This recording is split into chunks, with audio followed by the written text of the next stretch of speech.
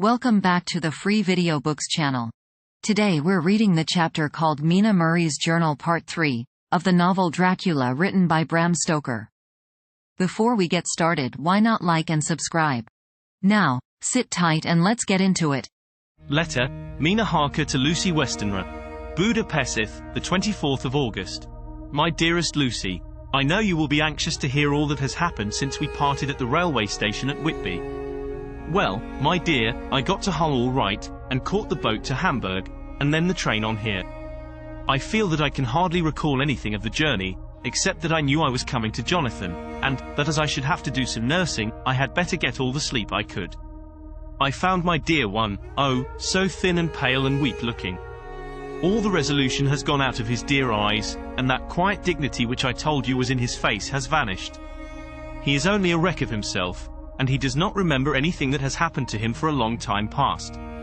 At least, he wants me to believe so, and I shall never ask. He has had some terrible shock, and I fear it might tax his poor brain if he were to try to recall it. Sister Agatha, who is a good creature and a born nurse, tells me that he raved of dreadful things whilst he was off his head.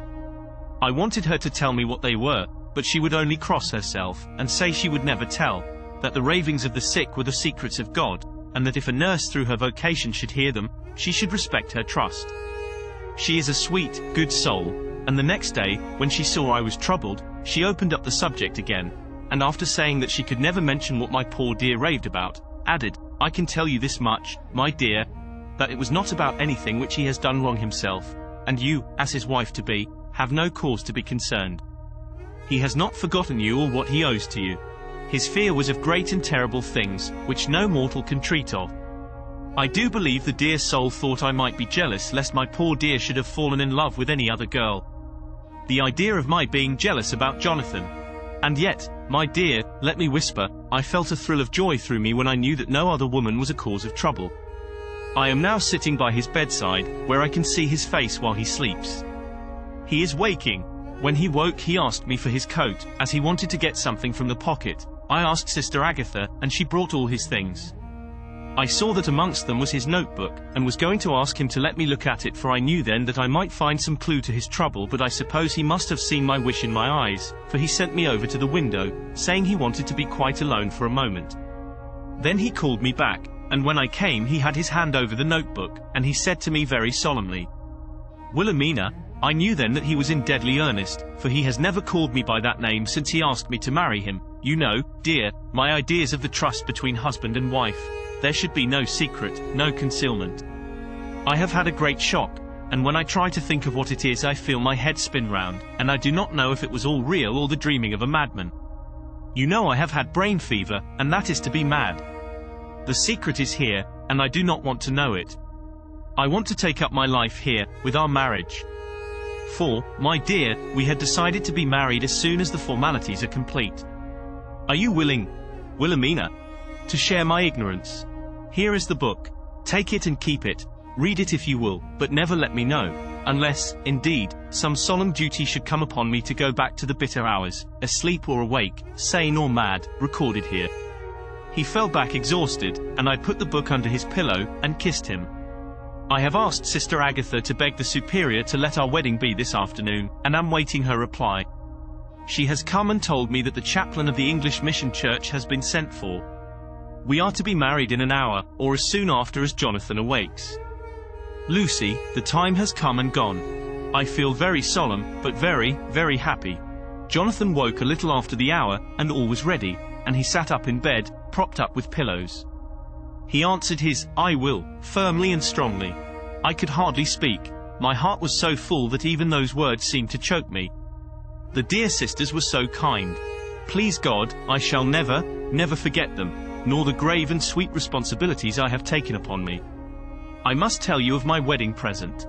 When the chaplain and the sisters had left me alone with my husband, oh, Lucy, it is the first time I have written the words, my husband, left me alone with my husband.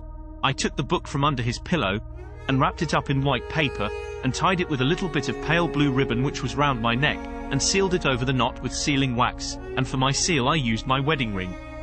Then I kissed it and showed it to my husband, and told him that I would keep it so, and then it would be an outward and visible sign for us all our lives that we trusted each other, that I would never open it unless it were for his own dear sake or for the sake of some stern duty. Then he took my hand in his, and oh, Lucy, it was the first time he took his wife's hand, and said that it was the dearest thing in all the wide world, and that he would go through all the past again to win it, if need be. The poor dear meant to have said a part of the past, but he cannot think of time yet, and I shall not wonder if at first he mixes up not only the month, but the year. Well, my dear, what could I say? I could only tell him that I was the happiest woman in all the wide world, and that I had nothing to give him except myself, my life, and my trust, and that with these went my love and duty for all the days of my life. And, my dear, when he kissed me, and drew me to him with his poor weak hands, it was like a very solemn pledge between us. Lucy dear, do you know why I tell you all this? It is not only because it is all sweet to me, but because you have been, and are, very dear to me. It was my privilege to be your friend and guide when you came from the schoolroom to prepare for the world of life. I want you to see now, and with the eyes of a very happy wife, whither duty has led me, so that in your own married life you too may be all happy as I am. My dear, please Almighty God, your life may be all it promises, a long day of sunshine, with no harsh wind, no forgetting duty, no distrust. I must not wish you no pain, for that can never be, but I do hope you will be always as happy as I am now. Goodbye, my dear. I shall post this at once, and, perhaps, write you very soon again. I must stop. For Jonathan is waking. I must attend to my husband. Your ever-loving, Mina Harker. Letter, Lucy Westenra to Mina Harker. Whitby, the 30th of August. My dearest Mina, oceans of love and millions of kisses, and may you soon be in your own home with your husband. I wish you could be coming home soon enough to stay with us here. The strong air would soon restore Jonathan. It has quite restored me. I have an appetite like a cormorant, am full of life, and sleep well. You will be glad to know that I have quite given up walking in my sleep. I think I have not stirred out of my bed for a week. That is when I once got into it at night. Arthur says I am getting fat. By the way, I forgot to tell you that Arthur is here. We have such walks and drives, and rides, and rowing, and tennis, and fishing together. And I love him more than ever. He tells me that he loves me more, but I doubt that, for at first he told me that he couldn't love me more than he did then. But this is nonsense. There he is, calling to me. So no more just at present from your loving Lucy. P.S. Mother sends her love. She seems better, poor dear. P.P.S. We are to be married on the 28th of September. Dr. Seward's diary. The 20th of August. The case of Renfield grows even more interesting. He has now so far quieted that there are spells of cessation from his passion. For the first week after his attack he was perpetually violent. Then one night, just as the moon rose, he grew quiet, and kept murmuring to himself, "Now I can wait. Now I can wait." The attendant came to tell me, so I ran down at once to have a look at him. He was still in the strait waistcoat and in the padded room, but the suffused look had gone from his face, and his eyes had something of their old pleading, I might almost say, cringing, softness. I was satisfied with his present condition, and directed him to be relieved. The attendants hesitated, but finally carried out my wishes without protest. It was a strange thing that the patient had humor enough to see the distrust, for, coming close to me, he said in a whisper, all the while looking furtively at them, "They think I could hurt you. Fancy me hurting you. The fools." It was soothing, somehow, to the feelings to find myself dissociated even in the mind of this poor madman from the others, but all the same I do not follow his thought. Am I to take it that I have anything in common with him, so that we are, as it were, to stand together? Or has he to gain from me some good so stupendous that my well-being is needful to him? I must find out later on. Tonight he will not speak. Even the offer of a kitten or even a full-grown cat will not tempt him. He will only say, "I don't take any stock in cats. I have more to think of now, and I can wait, I can wait." After a while I left him. The attendant tells me that he was quiet until just before dawn, and that then he began to get uneasy, and at length violent, until at last he fell into a paroxysm which exhausted him so that he swooned into a sort of coma. 3 nights has the same thing happened, violent all day, then quiet from moonrise to sunrise. I wish I could get some clue to the cause. It would almost seem as if there was some influence which came and went. Happy thought. We shall tonight play sane wits against mad ones. He escaped before without our help. Tonight he shall escape with it. We shall give him a chance, and have the men ready to follow in case they are required. The 23rd of August. The unexpected always happens. How well Disraeli knew life. Our bird, when he found the cage open, would not fly, so all our subtle arrangements were for naught. At any rate, we have proved one thing, that the spells of quietness last a reasonable time. We shall in future be able to ease his bonds for a few hours each day. I have given orders to the night attendant merely to shut him in the padded room, when once he is quiet, until an hour before sunrise. The poor soul's body will enjoy the relief even if his mind cannot appreciate it. Hark! The unexpected again. I am called. The patient has once more escaped. Later, another night adventure. Renfield artfully waited until the attendant was entering the room to inspect. Then he dashed out past him and flew down the passage. I sent word for the attendants to follow. Again he went into the grounds of the deserted house, and we found him in the same place, pressed against the old chapel door. When he saw me he became furious, and had not the attendants seized him in time, he would have tried to kill me. As we were holding him, a strange thing happened. He suddenly redoubled his efforts, and then as suddenly grew calm. I looked round instinctively, but could see nothing. Then I caught the patient's eye and followed it, but could trace nothing as it looked into the moonlit sky except a big bat, which was flapping its silent and ghostly way to the west. Bats usually wheel and flit about, but this one seemed to go straight on, as if it knew where it was bound for or had some intention of its own. The patient grew calmer every instant, and presently said, "You needn't tie me. I shall go quietly." Without trouble we came back to the house.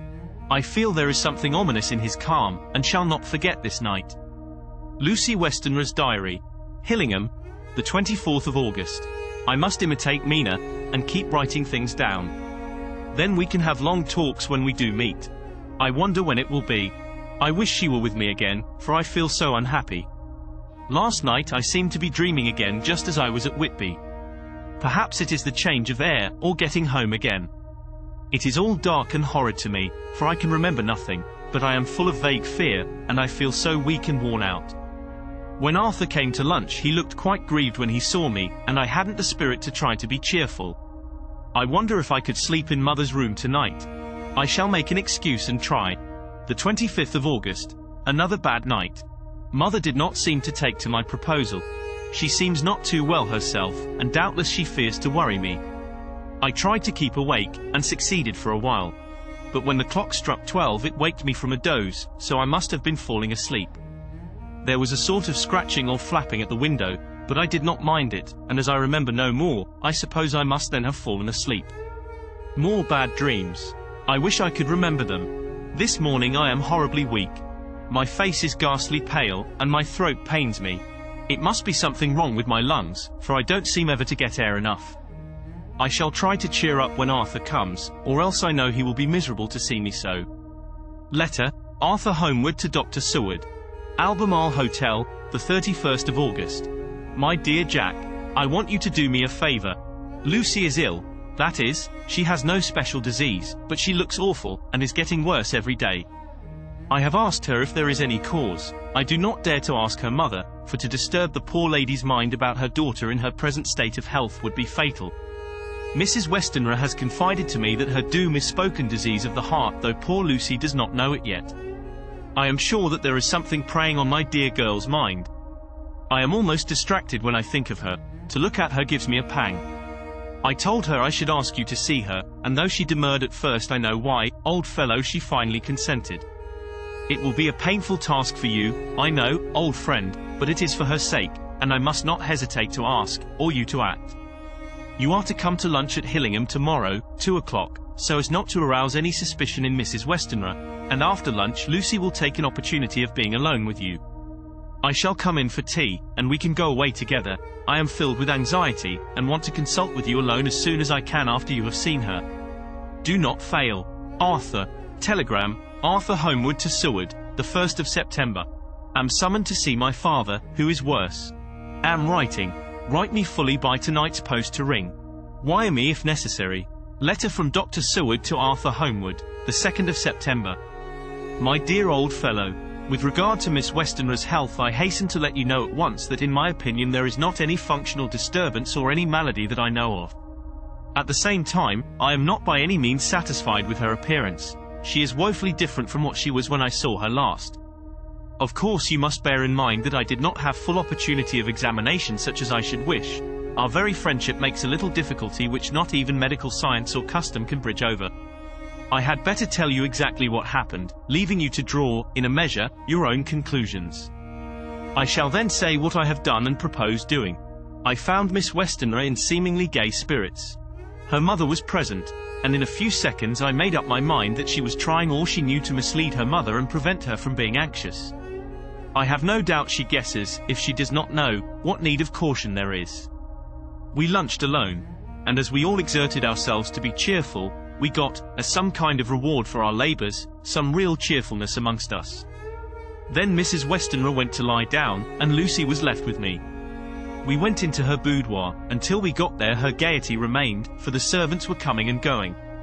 As soon as the door was closed, however, the mask fell from her face, and she sank down into a chair with a great sigh, and hid her eyes with her hand. When I saw that her high spirits had failed, I at once took advantage of her reaction to make a diagnosis. She said to me very sweetly, "I cannot tell you how I loathe talking about myself." I reminded her that a doctor's confidence was sacred, but that you were grievously anxious about her. She caught on to my meaning at once, and settled that matter in a word. "Tell Arthur everything you choose. I do not care for myself, but all for him. So I am quite free." I could easily see that she is somewhat bloodless, but I could not see the usual anemic signs, and by a chance I was actually able to test the quality of her blood, for in opening a window which was stiff a cord gave way, and she cut her hand slightly with broken glass. It was a slight matter in itself, but it gave me an evident chance, and I secured a few drops of the blood and have analyzed them. The qualitative analysis gives a quite normal condition, and shows, I should infer, in itself a vigorous state of health. In other physical matters I was quite satisfied that there is no need for anxiety, but as there must be a cause somewhere, I have come to the conclusion that it must be something mental. She complains of difficulty in breathing satisfactorily at times, and of heavy, lethargic sleep, with dreams that frighten her, but regarding which she can remember nothing. She says that as a child she used to walk in her sleep, and that when in Whitby the habit came back, and that once she walked out in the night and went to East Cliff, where Miss Murray found her, but she assures me that of late the habit has not returned. I am in doubt, and so have done the best thing I know of. I have written to my old friend and master, Professor Van Helsing, of Amsterdam, who knows as much about obscure diseases as anyone in the world. I have asked him to come over, and as you told me that all things were to be at your charge, I have mentioned to him who you are and your relations to Miss Westenra. This, my dear fellow, is in obedience to your wishes, for I am only too proud and happy to do anything I can for her. Van Helsing would, I know, do anything for me for a personal reason, so, no matter on what ground he comes, we must accept his wishes. He is a seemingly arbitrary man, but this is because he knows what he is talking about better than anyone else. He is a philosopher and a metaphysician, and one of the most advanced scientists of his day, and he has, I believe, an absolutely open mind. This, with an iron nerve, a temper of the icebrook, an indomitable resolution, self-command, and toleration exalted from virtues to blessings, and the kindliest and truest heart that beats these form his equipment for the noble work that he is doing for mankind, work both in theory and practice, for his views are as wide as his all-embracing sympathy. I tell you these facts that you may know why I have such confidence in him. I have asked him to come at once. I shall see Miss Westenra tomorrow again. She is to meet me at the stores, so that I may not alarm her mother by too early a repetition of my call. Yours always, John Seward. Letter, Abraham Van Helsing, M.D., D.Ph., D.Lit., etc., etc., to Dr. Seward, the 2nd of September. My good friend, when I have received your letter I am already coming to you. By good fortune I can leave just at once, without wrong to any of those who have trusted me. Were fortune other, then it were bad for those who have trusted, for I come to my friend when he call me to aid those he holds dear. Tell your friend that when that time you sucked from my wound so swiftly the poison of the gangrene from that knife that our other friend, too nervous, let slip, you did more for him when he wants my aids and you call for them than all his great fortune could do. But it is pleasure added to do for him, your friend, it is to you that I come. Have then rooms for me at the Great Eastern Hotel, so that I may be near to hand, and please it so arrange that we may see the young lady not too late on tomorrow, for it is likely that I may have to return here that night. but if need be I shall come again in 3 days, and stay longer if it must. Till then goodbye, my friend John. Van Helsing. Letter, Dr. Seward to Hon. Arthur Homewood, the 3rd of September. My dear Art. Van Helsing has come and gone. He came on with me to Hillingham, and found that, by Lucy's discretion, her mother was lunching out, so that we were alone with her. Van Helsing made a very careful examination of the patient. He is to report to me, and I shall advise you, for of course I was not present all the time. He is, I fear, much concerned, but says he must think. When I told him of our friendship and how you trust to me in the matter, he said, "You must tell him all you think." Tell him what I think, if you can guess it, if you will. Nay, I am not jesting. This is no jest, but life and death, perhaps more. I asked what he meant by that, for he was very serious. This was when we had come back to town, and he was having a cup of tea before starting on his return to Amsterdam. He would not give me any further clue. You must not be angry with me, Art, because his very reticence means that all his brains are working for her good. He will speak plainly enough when the time comes, be sure. So I told him I would simply write an account of our visit, just as if I were doing a descriptive special article for the Daily Telegraph. He seemed not to notice, but remarked that the smuts in London were not quite so bad as they used to be when he was a student here. I am to get his report tomorrow if he can possibly make it. In any case I am to have a letter. Well, as to the visit. Lucy was more cheerful than on the day I first saw her, and certainly looked better. She had lost something of the ghastly look that so upset you, and her breathing was normal. She was very sweet to the professor, as she always is, and tried to make him feel at ease, though I could see that the poor girl was making a hard struggle for it. I believe Van Helsing saw it, too, for I saw the quick look under his bushy brows that I knew of old. Then he began to chat of all things except ourselves and diseases, and with such an infinite geniality that I could see poor Lucy's pretense of animation merge into reality. Then, without any seeming change, he brought the conversation gently round to his visit, and suavely said, "My dear young miss, I have the so great pleasure because you are so much beloved. That is much, my dear, ever were there that which I do not see. They told me you were down in the spirit, and that you were of a ghastly pale. To them I say, poof." And he snapped his fingers at me and went on, "But you and I shall show them how wrong they are. How can he," and he pointed at me with the same look and gesture as that with which once he pointed me out to his class, on, or rather after, a particular occasion which he never fails to remind me of, know anything of a young lady's. He has his madmans to play with, and to bring them back to happiness, and to those that love them. It is much to do, and, oh, but there are rewards, in that we can bestow such happiness. But the young ladies, he has no wife nor daughter, and the young do not tell themselves to the young, but to the old, like me, who have known so many sorrows and the causes of them. So, my dear, we will send him away to smoke the cigarette in the garden, whilst you and I have little talk all to ourselves." I took the hint, and strolled about, and presently the professor came to the window and called me in. He looked grave, but said, "I have made careful examination, but there is no functional cause. With you I agree that there has been much blood lost. It has been, but is not. But the conditions of her are in no way anemic. I have asked her to send me her maid, that I may ask just 1 or 2 questions, that so I may not chance to miss nothing. I know well what she will say. And yet there is cause. There is always cause for everything. I must go back home and think. You must send to me the telegram every day, and if there be cause I shall come again. The disease for not to be all well is a disease interest me, and the sweet young dear, she interest me too. She charm me, and for her, if not for you or disease, I come. As I tell you, he would not say a word more, even when we were alone. And so now, Art, you know all I know. I shall keep stern watch. I trust your poor father is rallying. It must be a terrible thing to you, my dear old fellow, to be placed in such a position between 2 people who are both so dear to you. I know your idea of duty to your father, and you are right to stick to it. But, if need be, I shall send you word to come at once to Lucy, so do not be over anxious unless you hear from me. Dr. Seward's Diary. The 4th of September. Zooparagraph Mark Faggus patient still keeps up our interest in him. He had only one outburst, and that was yesterday at an unusual time. Just before the stroke of noon he began to grow restless. The attendant knew the symptoms, and at once summoned aid.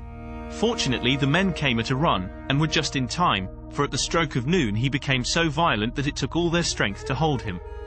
In about 5 minutes, however, he began to get more and more quiet, and finally sank into a sort of melancholy, in which state he has remained up to now. The attendant tells me that his screams whilst in the paroxysm were really appalling. I found my hands full when I got in, attending to some of the other patients who were frightened by him. Indeed, I can quite understand the effect, for the sounds disturbed even me, though I was some distance away. It is now after the dinner hour of the asylum, and as yet my patient sits in a corner brooding, with a dull, sullen, woe-begone look in his face, which seems rather to indicate than to show something directly. I cannot quite understand it. Later, another change in my patient.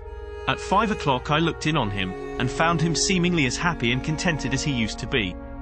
He was catching flies and eating them, and was keeping note of his capture by making nail marks on the edge of the door between the ridges of padding. When he saw me, he came over and apologized for his bad conduct, and asked me in a very humble, cringing way to be led back to his own room and to have his notebook again. I thought it well to humor him, so he is back in his room with the window open. He has the sugar of his tea spread out on the windowsill, and is reaping quite a harvest of flies. He is not now eating them, but putting them into a box, as of old, and is already examining the corners of his room to find a spider. I tried to get him to talk about the past few days, for any clue to his thoughts would be of immense help to me, but he would not rise.